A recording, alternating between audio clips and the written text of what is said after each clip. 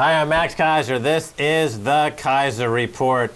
Yeah, Time magazine finally recognizing what everybody else already knows. There's a global insurrection against banker occupation.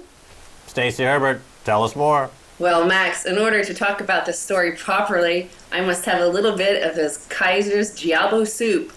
Now, this is a plain clothes sort of can here because, of course, you can't walk around New York City holding a can of Keiser's Diablo soup. So take a look at the artwork here of what the real can looks like. Well, a lot of people don't realize it's actually alphabet soup, so you can spell out David Cameron is a schmuck while you're enjoying some hearty broth.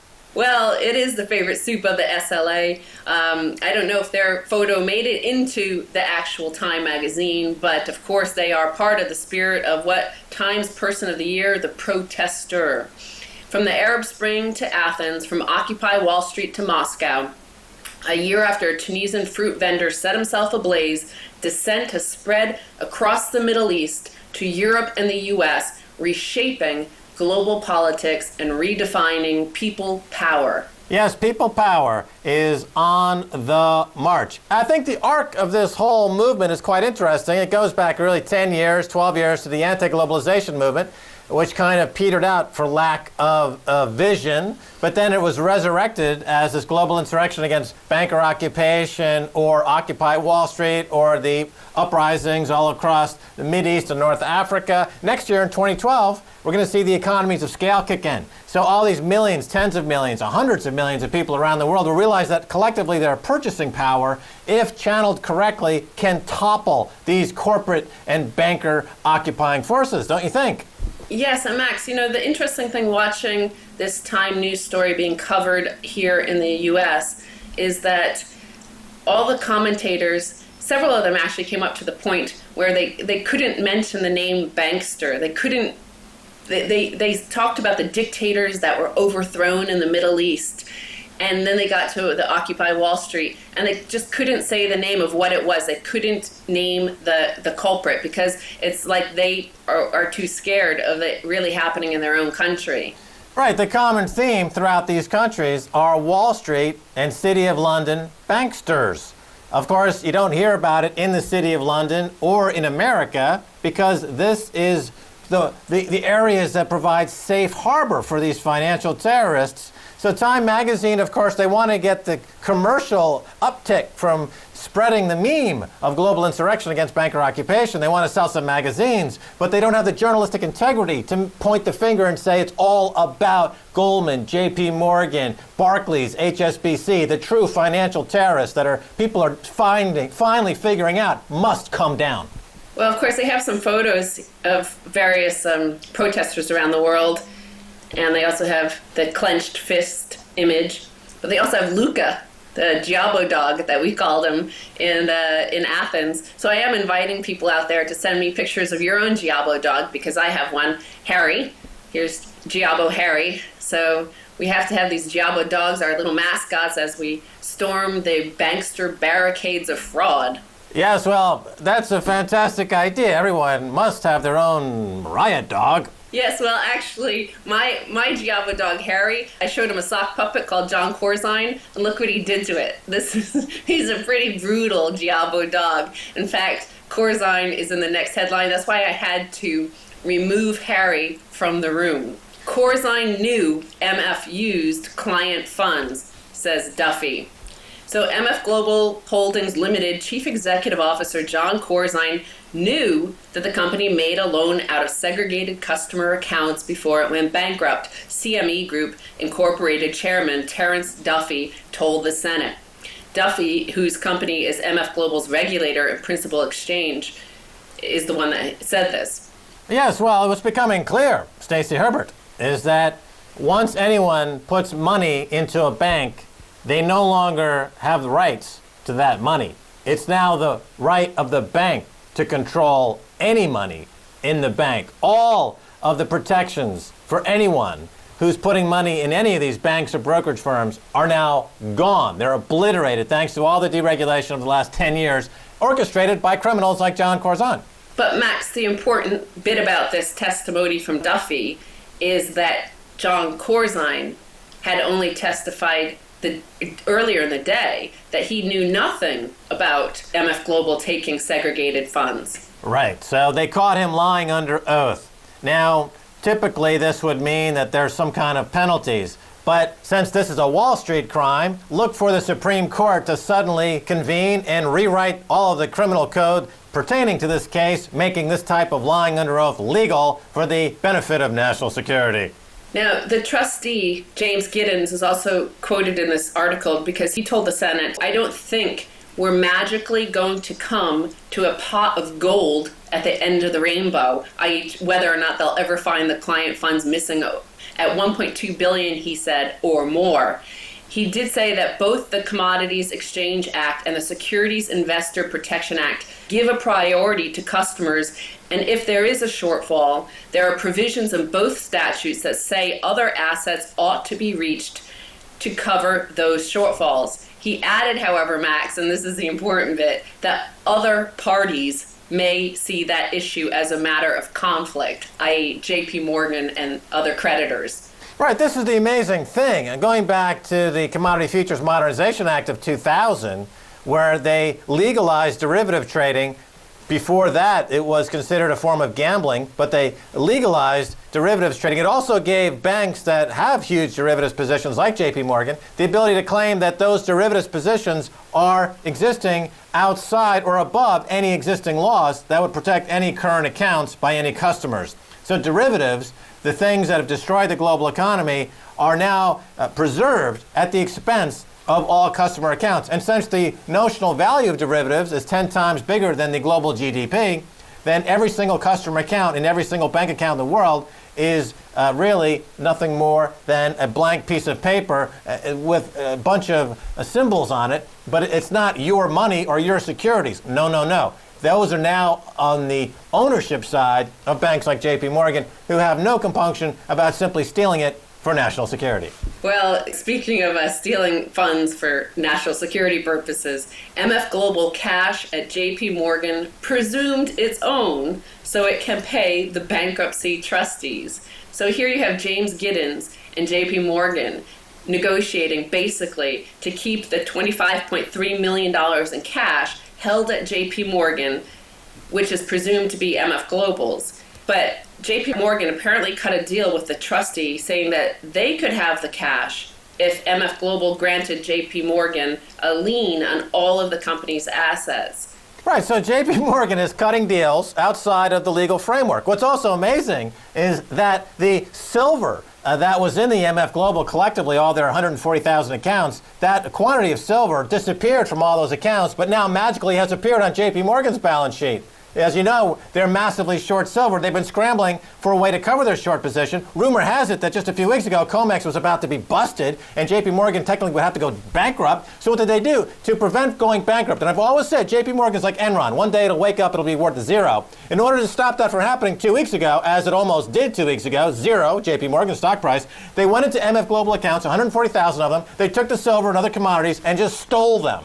That's their response to their criminality. And why do they get away with it? For national security. There was a brief headline that they might possibly face consequences. I don't think it's real, but this is from Zero Hedge. JP Morgan's stock breaks down on news company's role as MF Global lender to be probed. So they post a picture of a Bloomberg headline of JP Morgan actions as MF lender likely to be probed, says liquidator. And as you see this, there's a nice chart of the plunging JP Morgan share price. But the liquidator of the MF Global brokerage said that certain actions of JP Morgan, a lender to the broker's parents, are likely to be the subject of investigation. But Max, if you look at the stock chart, it fell less than 3%, whereas Goldman Sachs fell over 3% at the same time. So I think it's more of an issue of just the global financial system melting down, not that there's ever going to be any justice for Jamie Dimon or any of their role in the MF Global fraud. Well, remember what happened over at Enron. A few people went to jail. One of the, I think it was the chairman, blew his brains out. So we have something to hope for. Let me just say that the word rehypothecation and hypothecation is going to be as important going forward as the word special purpose entity account. If you remember, Enron had over 700 special purpose entity accounts where they hid all the dead bodies of their balance sheet. We don't hear about those anymore. Now we hear about hypothecation and rehypothecation and infinite hypothecation through the bowels of the regulatory non-existent city of London. Of course, all leading to a JP Morgan stock price of 0. And then if there's any justice, this like Jeff Skilling go to jail and the chairman will blow his brains out. Now, speaking of bankers, Max, I have this headline here. Bankers cost each one of us £8.40 for every pound they produced, studies show. So bankers can today be exposed as a huge drain on society, costing the rest of us £8.40 for every pound they produce. A study by think tank, the New Economics Foundation, found the average banker destroys 42 million pounds a year in value while creating just 5 million pounds. Well, absolutely. This is the biggest, revelation that must be shouted from rooftop to rooftop. It costs 7-8 times more in liabilities to keep these exotic pet banking fraudsters alive than any benefits accrued thereof. Not only don't add any value and no jobs and no germane GDP growth, they suck it out of the economy at a ratio of 7 to 8 to 1. What do you call that's a financial cancer? That's not an industry. Well, and this is why you have the global insurrection against banker occupation, because in the mainstream media, you just see the propaganda that enables these banksters. So the media will tell the population that, oh, this bankster deserves £1 million bonus because he created £5 million in wealth. So he's just taking a share of his contribution to society. They failed to mention that in making that £5 million of value, he destroyed 42 million pounds. So they never talk about the externalities. They never talk about the externalities, and this is what's causing the austerity to be imposed in places like the UK, which I just saw in the UK. People are now, the homeless rate is skyrocketing as well as the jobless rate. So thanks to Cameron and his klepto buddies in the City of London, people are dying in the streets. Now that's a real cost for bailing out real kleptomaniacs. Stacy Herbert, thanks so much for being on the Keiser Report. Thank you, Max. All right, don't go away. Much more coming your way, so stay right there.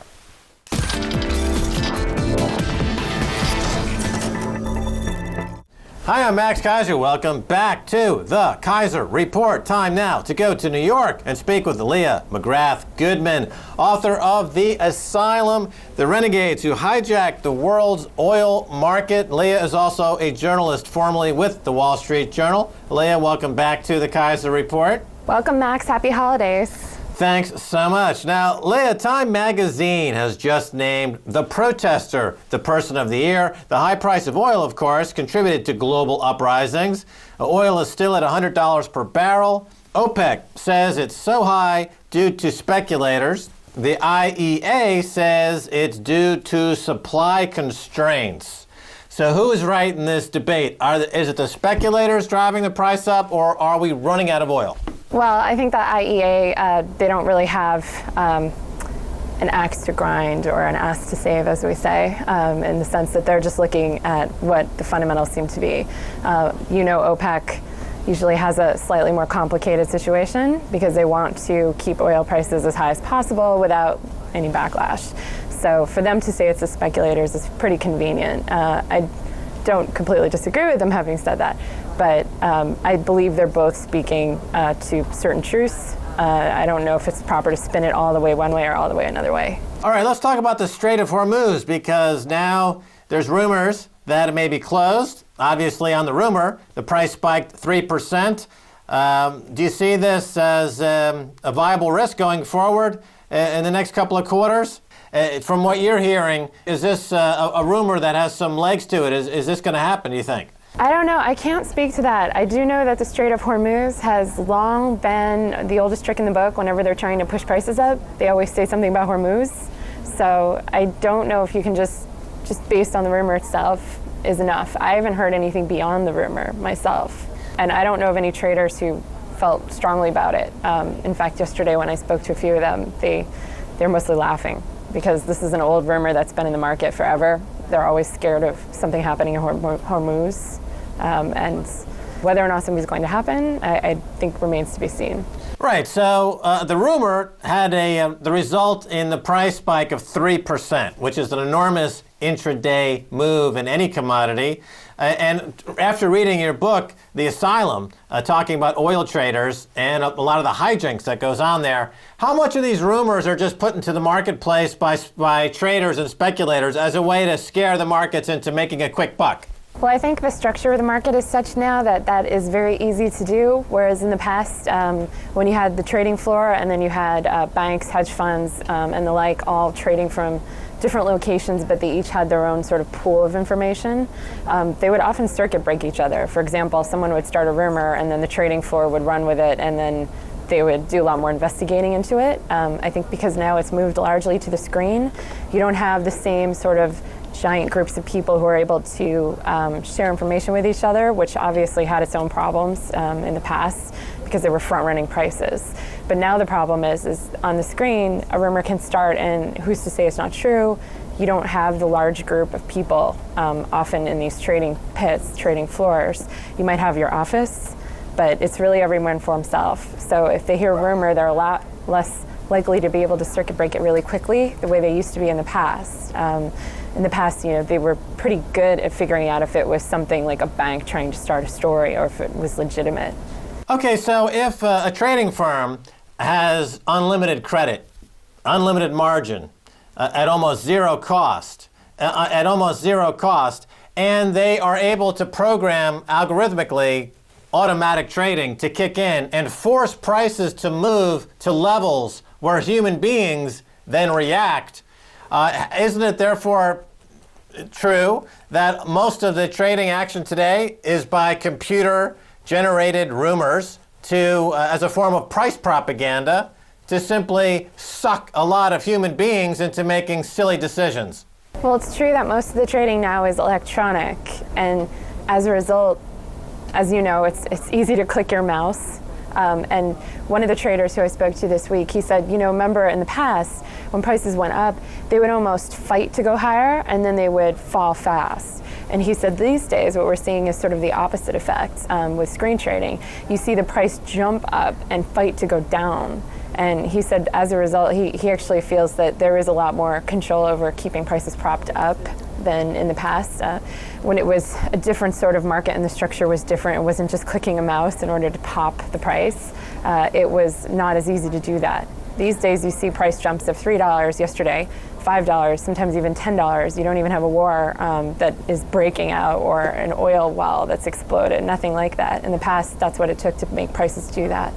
Exactly. So it's no longer a case of price discovery, it's price propaganda. And as you just described, we don't have price discovery, which is the balance of buyers and sellers. We have computers predetermining the price at which they want a commodity to trade at to suck in a lot of stupid human beings. And then that price is fixed by computers who have access to unlimited credit at almost zero cost. Let's talk about another major fraud, MF Global, another major scandal.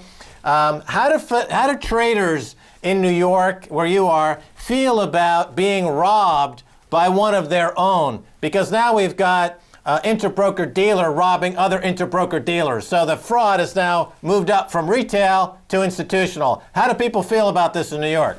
Yeah, it's funny. The same day that Occupy Wall Street had its big, sort of final rally, I guess you could say, they were having an Occupy Wall Street bankruptcy court situation going on with a bunch of former traders and people in the futures market who were finding all their assets frozen against them. So it is definitely an issue of more wealthy people versus more wealthy people instead of the very lowly, unfortunate people versus rich people.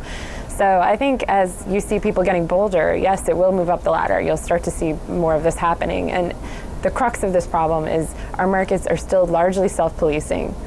You had the Chicago Mercantile Exchange policing MF Global, although they're making so much money off of MF Global. And now you have a situation where they weren't able to catch anything in time. It doesn't seem like the audits were very good. And yeah, you have these situations now where you have fairly wealthy people and hedge funds fighting to get money that was literally stolen from them by their broker. So, I mean, yeah, it's sort of a new world. I mean, one of the hedge fund managers I talked to said, let this be a lesson that if anybody takes your money, no one is going to help you. And right now, there's a big struggle trying to figure out who's going to be helped, if anybody. Well, I mean, beyond learning a lesson from this, it points to an obvious problem in that the banks like JP Morgan feel that it's within their purview to simply take money out of people's accounts so that they don't suffer even a penny of loss, even though they're the ones who took the risk. So, and of course, the defense from John Corzine and MF Global is that they're self-policing, so that the Congress will say in a hearing, well, you broke the law, and his defense is, well, we're self-policing. So where does that end? I mean, what does that mean? I mean, does that mean a mass murderer can go down into a 7-Eleven and gun down 30 people, and his defense can be, well, I'm self-policing, so therefore it doesn't matter? I guess that's where we're headed. Well, it'll be a lot less people to worry about in terms of welfare because they'll be dead.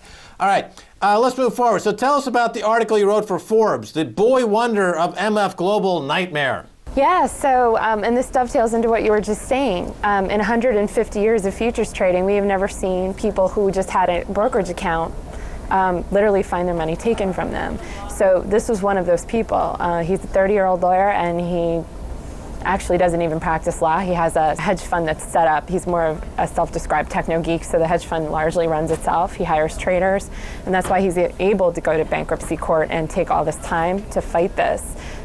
He was able to get about 8,000 followers within 2 weeks. Other people also had their money taken.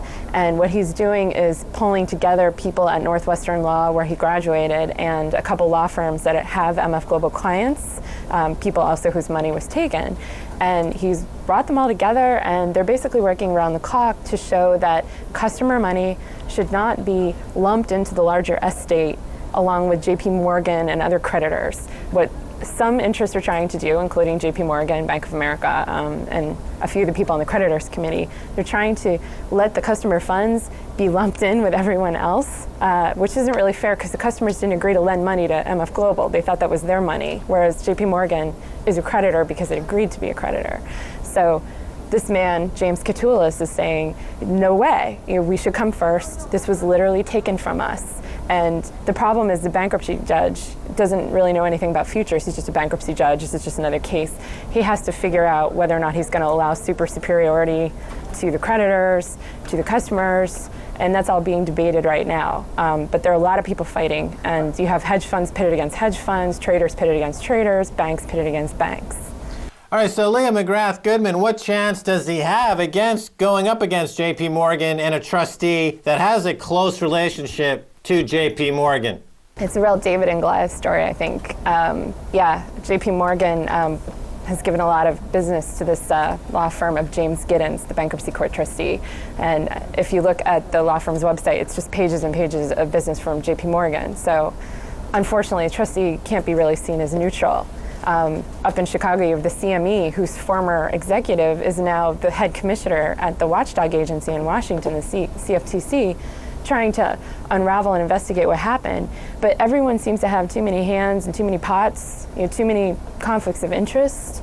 And I don't think that's a good idea. It seems like almost no one here seems pure other than this 30-year-old lawyer who's just trying to get his money back and trying to make sure customers get their money back.